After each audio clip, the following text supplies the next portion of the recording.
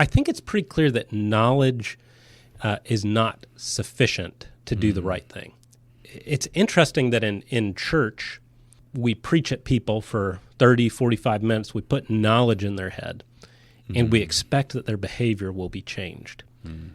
But if knowledge is not a sufficient condition for changing behavior, maybe we need something else. And so I think that something else in my own life has been those other people who have, one, been given permission to see me clearly, and two, been given permission to tell me the truth about myself. So this community of people who says, you know that's not the right thing to do, but I still see you doing it. Yeah. Welcome to the Four Fires Podcast, where we talk about winning in all four of the essential areas of life. And here's your host, Alan Kemper. Well, welcome to the Four Fires Podcast. Today I have with me Stephen Waers, and we're going to talk about some of the more things around the Purpose Fire. But before we jump in there, I would just like to point you to the Four Fires tribe, and one of the things that we talk about in the tribe is this need for community, that real life change happens in community. So we encourage people to be a part of what we call fire circles, which is a community of men who are getting together and are pressing on one another, holding each other accountable. Really, they're doing life together as we all go down this Four Fires journey. So if that's something that you're interested in being a part of, check out the Four Fires tribe. There's a link in the bio to that. So today, Stephen Waers, we have you in the studio. It's good to have you. Good to be here. Yeah. So today, we want to lean in and talk about specifically the Purpose Fire. It is a thing that impacts a lot of what we do. So that's going to be our topic for the day. Before we do that, can you give us an intro? Who are you? What do you do? Why are we talking to you, Stephen? Sure, yeah. So Stephen Waers, and I'm 38. I'm married, have been married 16 years now. I have two daughters, Vivian and Ellie, 9 years old and 7 years old, respectively. And for work, I'm the Chief Academic Officer and the Chief Information Officer at Point University. My academic training is in historical theology or church history, but I'm also a gigantic computer nerd, so I ended up doing a lot of technology stuff as well. So I have an odd mixture of two roles. Hobby-wise, I love to fish. I grew up saltwater fishing in Florida, and I've been doing a lot more woodworking. When you work with people all the time, occasionally it's nice to see a finished product that you created because people are never finished. People are never finished. It's a little bit about me. For sure. So the topic for the day is our Purpose Fire. And specifically, when we look at our Purpose Fire, we think about it as having these two components. It's first your connectedness with your Creator. And that's founded on this premise of first, you have to believe that you have a soul. If you think that there is something in you that is eternal, then that begs the question, okay, where did that eternal element of me come from? Does it have a creator? If you have a soul and it has a creator, then there's two more questions you need to ask. One is, does that creator want to be in relationship with that soul that it created? Or did they just create the soul and spin it off into the cosmos and don't care? So that's the first question. Does my creator want to be in relationship with me? And that's what we call our connectedness, part of our Purpose Fire.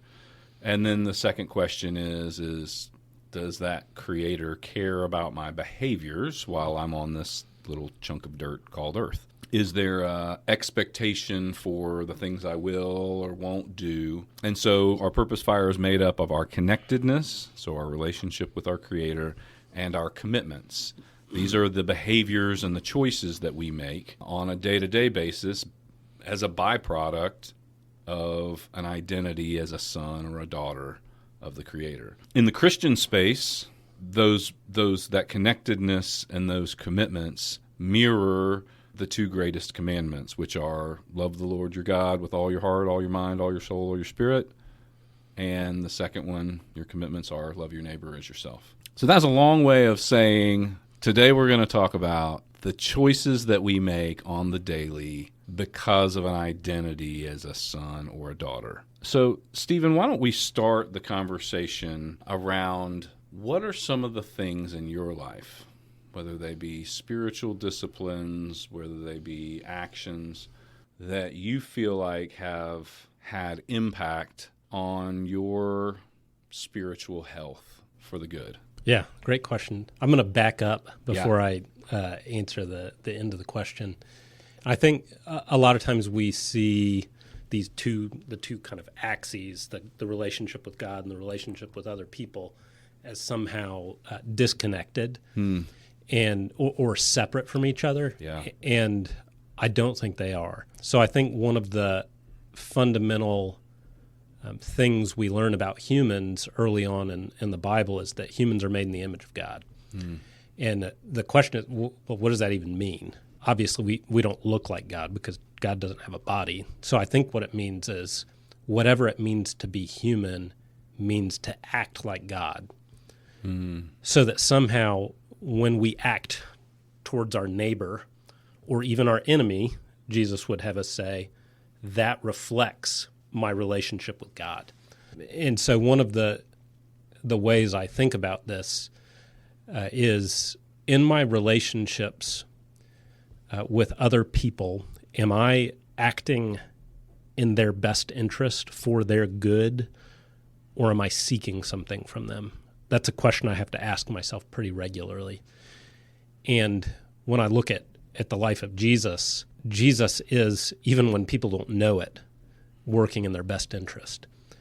And so when I think about what has had a big impact on me spiritually, I don't first think about practices, I think about people.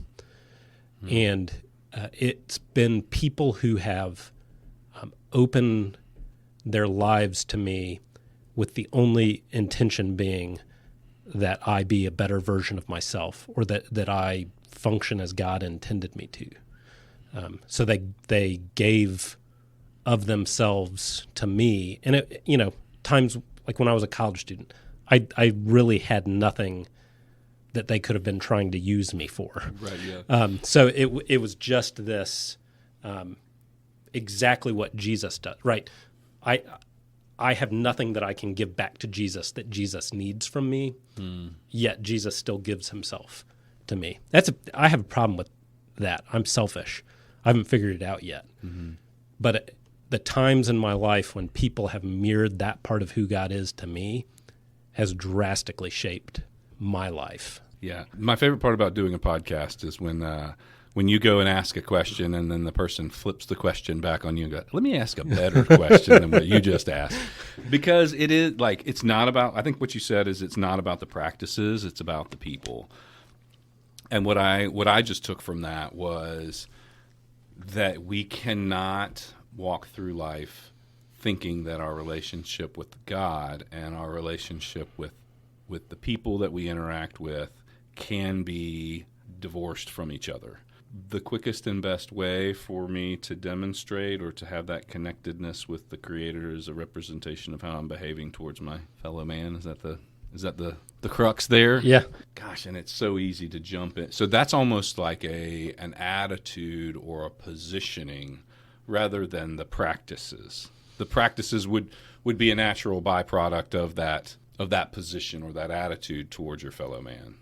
Yeah, and don't get me wrong. I have practices. I read scripture daily.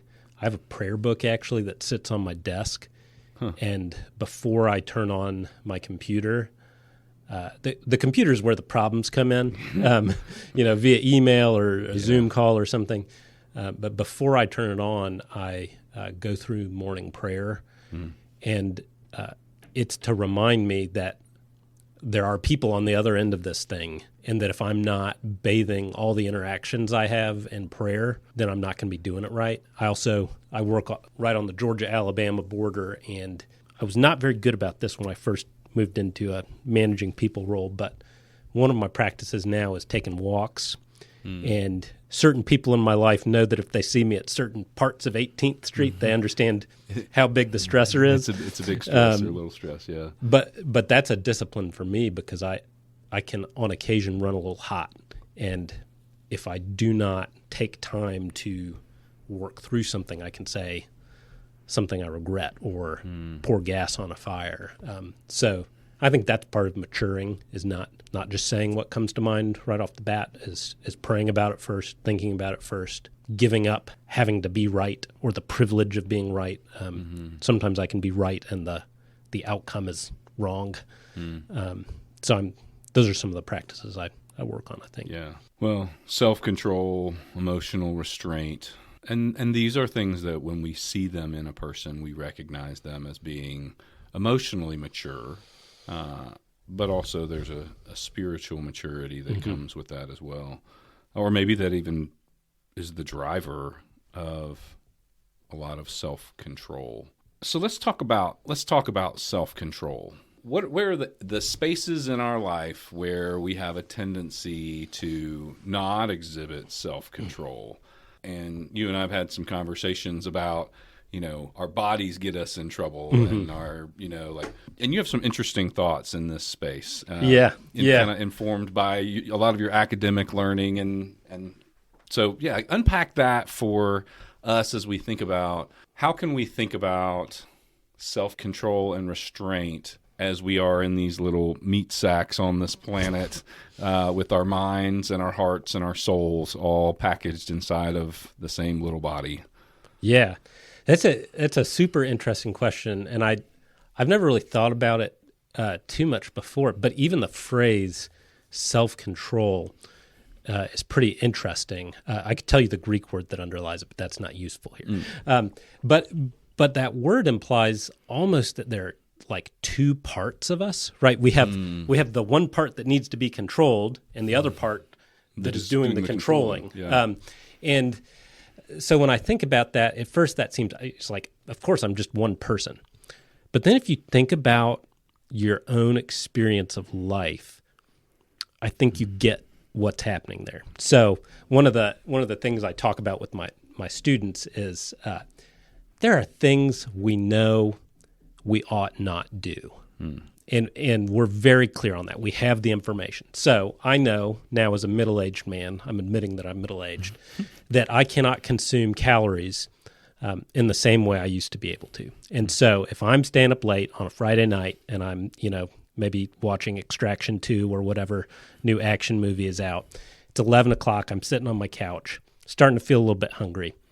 And you know what? The box of Cheez-Its is calling my name. But I know, I've read the nutrition label, I know this is not a good idea. But it's like there are two parts of me, right? I've got the one part that's like my guts part, that is like, you really need Cheez-Its. And then my head part is like, but your doctor's going to be upset about cholesterol. Yeah. And so I think this phrase self-control is a way of acknowledging that sometimes internally we can be at cross purposes. And this is actually not new. People have been talking about this and how to deal with it for a long time. So Plato, the philosopher, he had this image of a human soul, and he thought it had three parts. Okay. And he used this image of a chariot driver. Okay, so with the chariot, you have the driver and the two horses and the thing being pulled. And so in his mind, the driver, which the word there is logos, which means something like reason. So this is like the rational part of a human is supposed to be driving. But then you have these two horses. And the thing about horses is they're a lot bigger than humans, and they're really stinking powerful. You don't want to be on the business end of a horse when it's upset. So these horses, if they are not controlled, right, we put bits in the mouth of horses to control them. If they are not controlled, they can easily pull the chariot wherever they want to go. And Plato thinks this is the fundamental problem of the human soul, is that we have these really unruly horses, and that the thing we need to do is somehow learn how to make the horses go where we want them to go. And a lot of times that's just really hard to do in the moment. You have to train the horses pretty well. And I actually think it's instructive the way these two horses represent different things. And I think it's actually a pretty good division of maybe what it means to be human. So the first horse is the word in Greek is epithumia. That word actually gets used a lot in the New Testament. and it means something like desire. And in the context of its use, we're not talking about any desire. We're talking about appetitive desire, so appetite. So it can be food. It can be sexual appetite, so lust. It can be appetite for money or possessions, which is greed. So this is one of the horses that can really get humans off track. The other horse is thumos, which is, it's hard to translate, but I would say it means something like the hot parts, like anger. But the thing about these horses is they're not uniformly bad, right? Yeah. Because anger is the flip side of a human's desire for justice, that things be right, that people be treated fairly. And lust, right, is sexual desire improperly placed. There is no problem with you placing that desire on your wife or me placing that desire on my wife. And actually, human relationship with God is not sexual, but it's described in equally strong terms. So the problem with the horses is not that they're horses. The problem with the horses is that they get aimed at the wrong thing. They're uncontrolled. They're uncontrolled, yeah. And so I tell my students, I try to put really bizarre images in their head so they remember them. And so I say, well, you got to keep your horse on the leash. Nobody puts a horse on, that's not what you do. And one of the ways I think we put our horses on the leash is by training them ahead of time. So that, really the best defense against me eating Cheez-Its at 11 p.m. is to not have Cheez-Its in the house. Right. It is really hard to make a good decision in the heat of the moment. Yeah. And I think a lot of us, so take driving. We got a lot of heat of the moment examples in driving. Okay. There are appropriate and inappropriate hand signals to give while driving. And most of the time, if you get cut off, there's going to be this like instant, split-second wrath, thumos, anger sort of reaction where you might be tempted to give somebody the wrong kind of hand signal. Yeah. And when we're in the heat of the moment, we're not intercepting this impulse that we have. Right. So the question is, how can I train myself over the long run so that the natural thing that I do is not the angry thing? So we have this phrase, something is second nature for a person. So it might be natural to flip the bird to somebody, but if I work on keeping my horses on the leash, like what if I was able, and I'm not saying I'm able to do this yet, what if I was able to offer some sort of quick prayer of blessing for the person who just cut me off? That takes practice and premeditation. You don't naturally do that, but it can become second nature. Yeah. I like the term second nature because it is not in a horse's first nature to walk be around led. with a saddle and a bit, but very powerful when they are. But their first nature is to run wild and free, and they must be tamed like a cowboy riding a horse to break the horse. Is breaking it of its first nature and converting that power into its second nature. I had a question about thumos. Is it fair to say that you said it is kind of described as the hot parts? Can it be emotion? Is it just these emotions that drive us, that force us, or that coax us into reacting instead of responding? Yeah. So it's this thing that just kind of wells up, and you see it, right? You see it when somebody's face flushes. Yeah. Which can be anger or embarrassment. This kind of uncontrollable emotion. And I'm working really hard on this myself. Yeah. Well, it sounds like that your practice, your spiritual practice of going for a walk is an intentional thing that you're doing to make sure you're bridling that horse. Yeah. Yeah, and it is real work, and it has to happen over time. I think I understand a lot more about what it means to be human now that I'm raising children.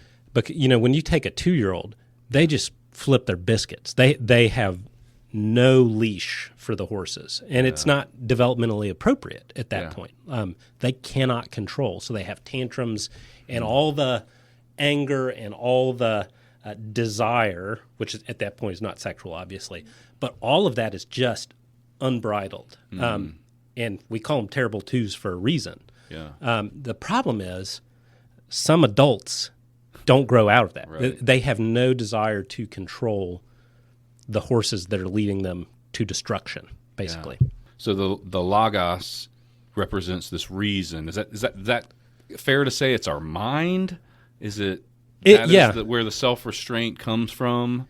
So it's our mind, but I think it's pretty clear that knowledge is not sufficient to do the right thing. And that's really clear when you raise kids too, right? Your kid breaks a rule, and you can ask the kid, did you know that was wrong? And you know 100% that they know, and they know 100% that they know. And it's interesting that in church, we preach at people for 30, 45 minutes. We put knowledge in their head, and we expect that their behavior will be changed.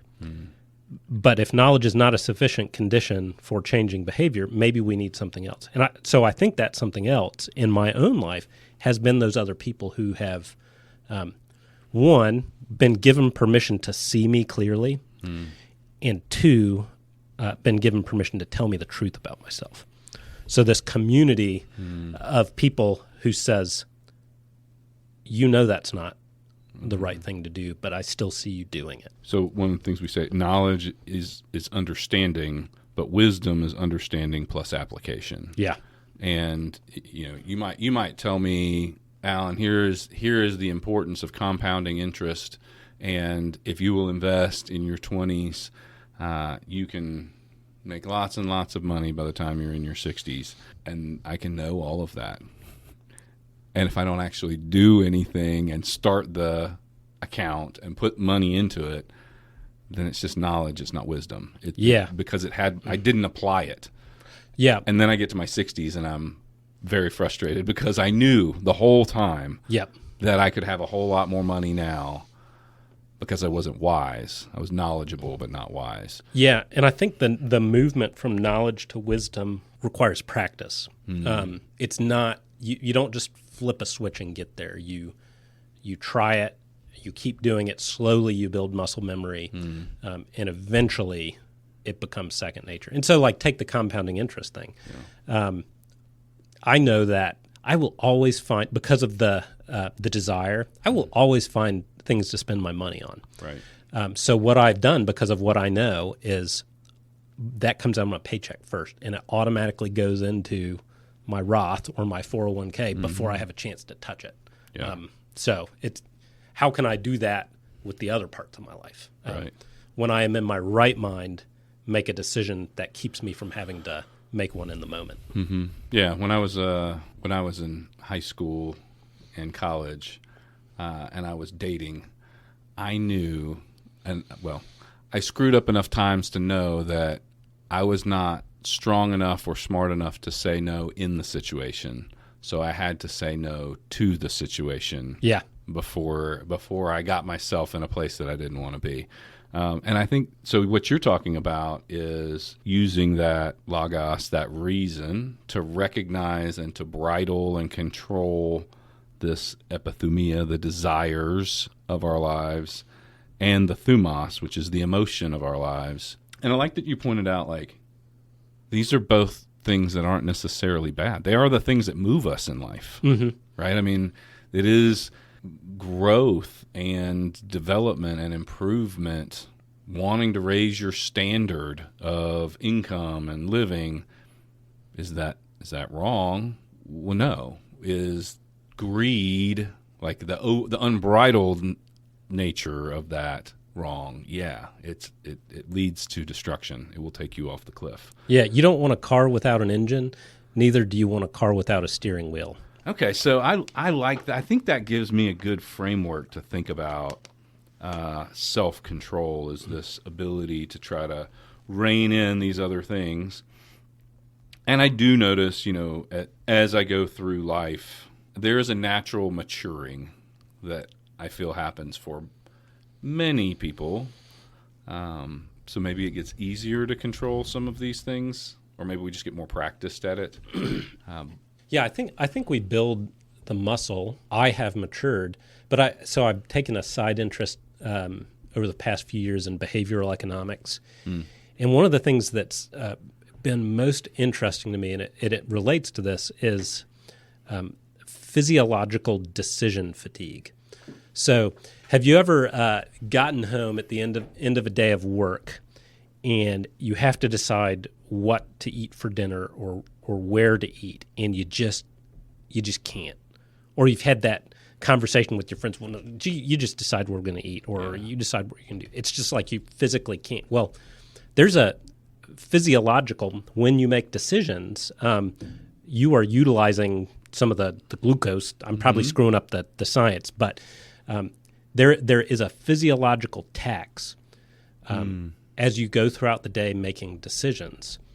And so one of the things that I've tried to think about with myself is, okay, if I make it to 11 o'clock and I'm watching a movie, my physiological capital for making good decisions was spent by 5 p.m. Yeah. So how is it that I can account for the fact that I'm going to be less good at keeping my horses on a leash the later I get in the day, or the more I introduce other things that inhibit good decisioning into my life, like alcohol, right?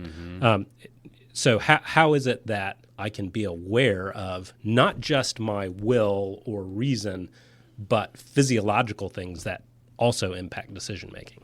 Yeah, that's a physiological decision fatigue. I know that I make worse decisions late at night than I do first thing in the morning. In the line of work that we do in coaching, I notice a lot of what I call emotional work, right? So if I say, all right, let's max out on bench press and you're fresh, well, you'll get one number.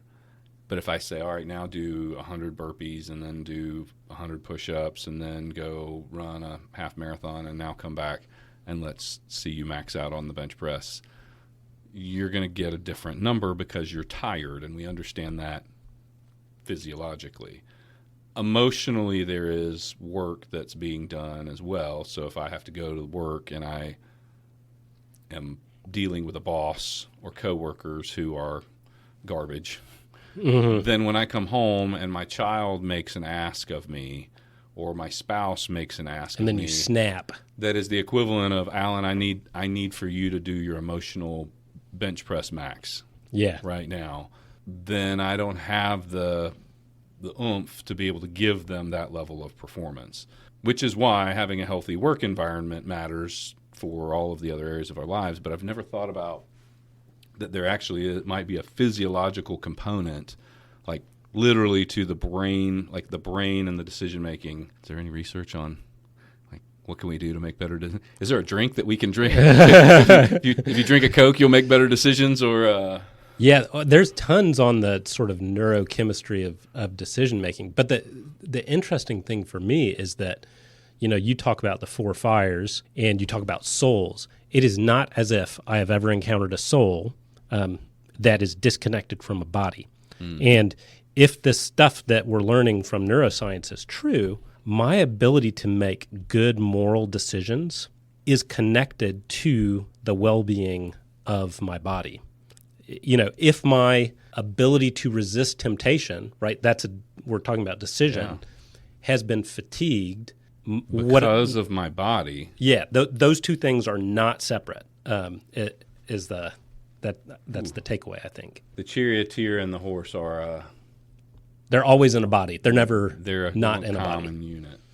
I've always thought of the soul, how the soul impacts so many of the other areas of life. It's a two-way street. But I had not thought about how the body impacts, and the state and the health of the body that I am keeping and caring for impacts my ability to make good and righteous decisions. Yeah. So, if you just think about all the sort of weird phrases we have in English, I'll use one as an example.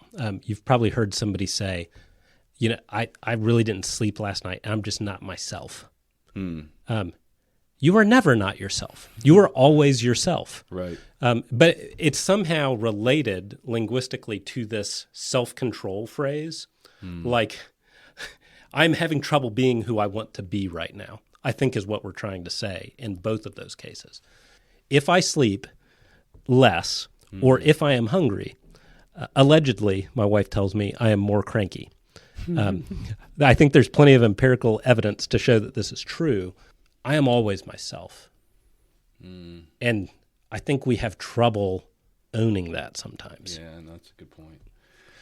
So this idea of integrity of being.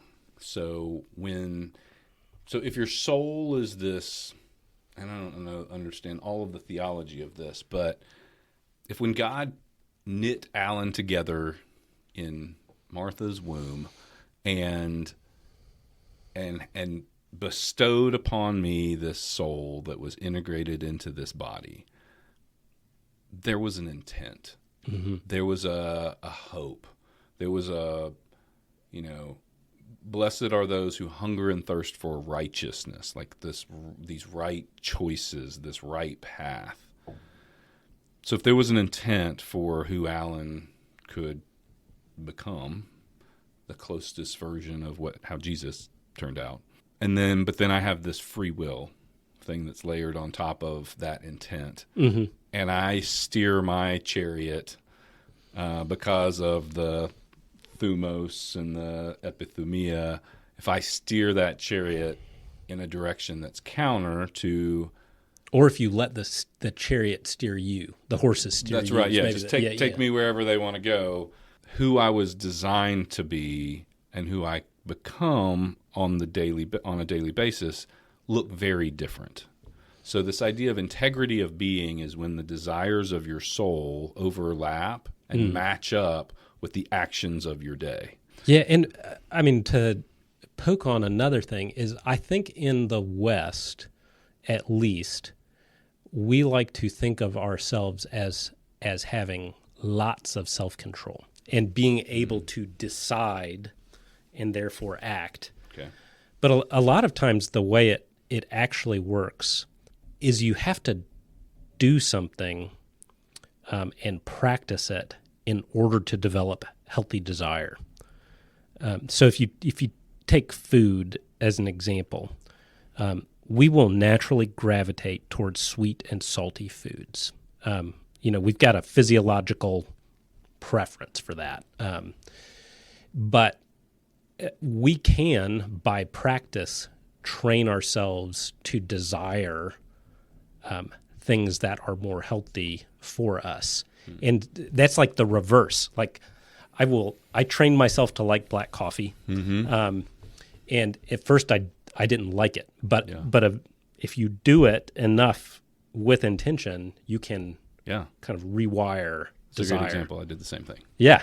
It's cheaper. It's better. I'm a coffee snob now, but so we often think it's about the decision and then action, but sometimes you got to fake it till you make it, until you get the right desire. So choose the right thing. Make the choice. Choose the right thing, and eventually like it. And eventually you will like it. Yeah. So what are some of the things that you work with college kids a lot? What are some of the areas in people's lives that you see those two horses creating chaos for their spiritual lives, for their, what are the areas that if you were going to pick 2 or 3 things that people need to be mindful of with their logos that would help them go further down the road with less speed bumps or less wrecking of their lives? I guess the first one is college students. They just need to keep their special bits to themselves. So we culturally have put so much emphasis on ourselves as sexual beings. Yeah. And it's just totally out of proportion with how we actually live in the world. So one of the things I constantly challenge my friends on, friends and students, what if we tried to, in our lives, view fidelity as one of the primary markers of identity for ourselves?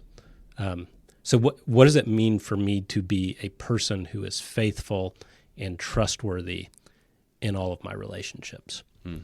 That's like a really powerful question. It's a portable question. It applies to my relationship with my wife. It applies to my relationships with my students, with my parents. What do I need to do to be trustworthy and faithful? So I think, lust is this thing, and it burns bright. And, when you're in your 20s, it's this kind of feels all consuming. But if you're not a trustworthy person, your life will be a wreck. Mm-hmm. So I see those lust and fidelity as being these sort of competing things. And I am trying to always be more trustworthy. And that's integrity, right? Is my word good for anything? Can somebody count on me, even when there's nothing in it for me? And that's a challenge. So I think that's one of the things that kind of leads young people away. Basic habits like sleep, when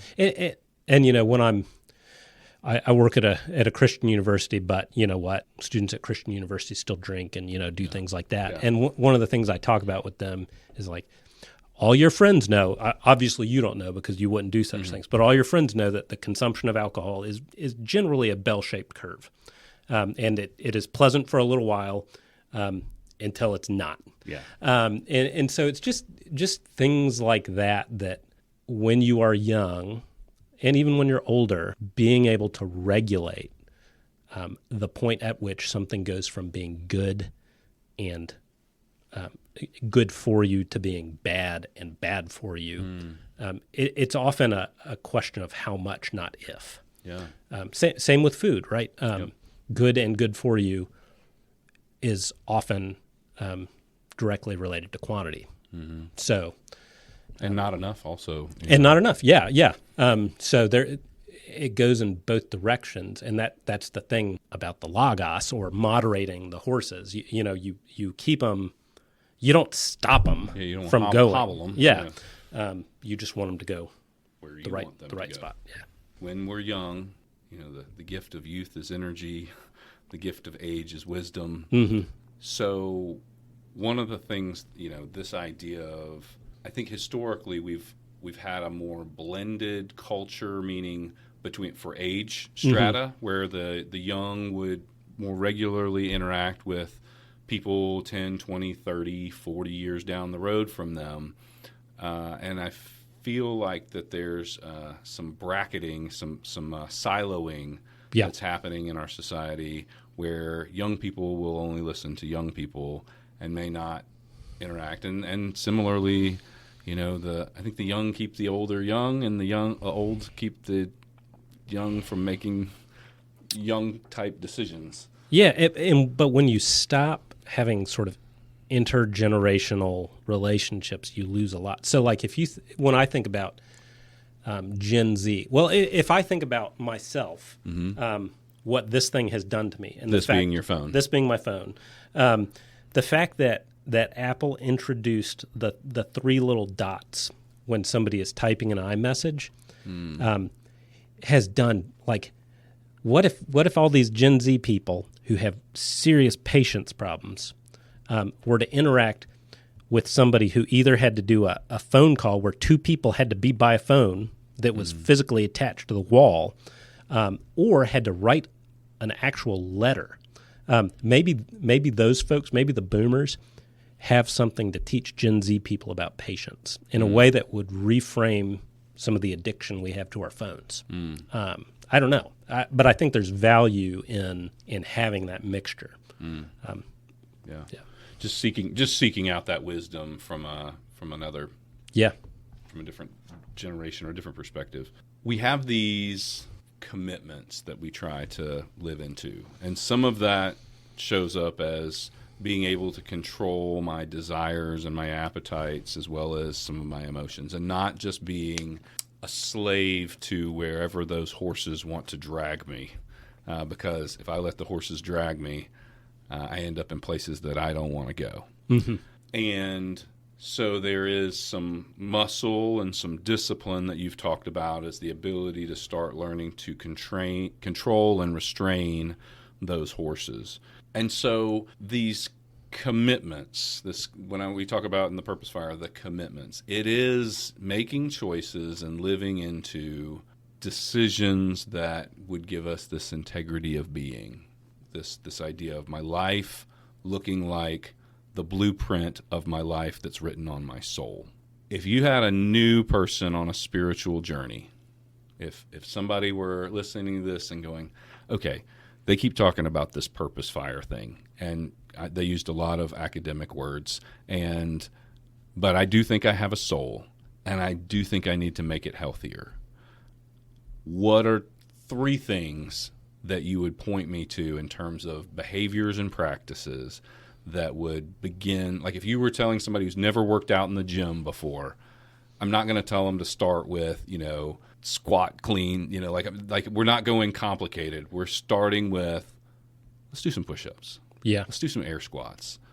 What are some things that are healthy behaviors for my soul that, kind of like you said, fake it till I make it, so that I can begin to develop these healthy attitudes and appetites?